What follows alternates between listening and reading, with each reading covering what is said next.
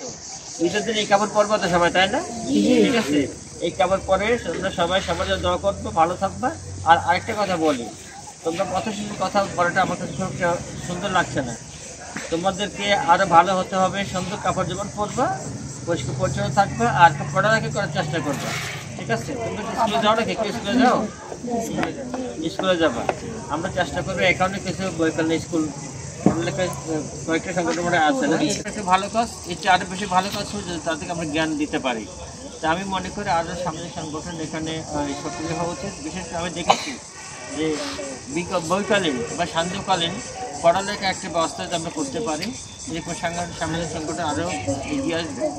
যদি সেরকম এগিয়ে আসে, আমি ব্যক্তিগত পর্যায় থেকে সহায়তা করার জন্য প্রতিশ্রুতিবদ্ধ।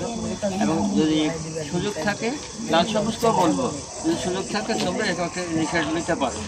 এবং যদি সেটা হয়ে থাকে, দেখবেন শিক্ষকরা আরও এগিয়ে আসবেন।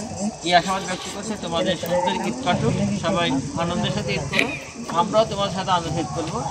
এই কিছুতেই ওদের যে অংশগ্রহণ, এবং আমার মনে হয় এটার মধ্য দিয়ে যে একটা মেসেজ, হ্যাঁ, যেটা তারা সমাজকে জানাতে চায়, আমাদের ব্যক্তিকে জানাতে চায়, আমি এটার জন্য ওদেরকে সাধুবাদ জানাচ্ছি।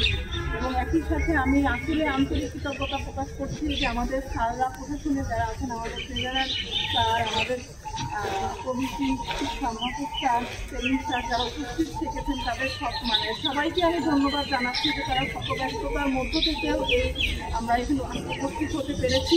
এবং এটা আমি মনে করি একমাত্র কারণে যে এটার এই সংগঠনের যে উদ্দেশ্য,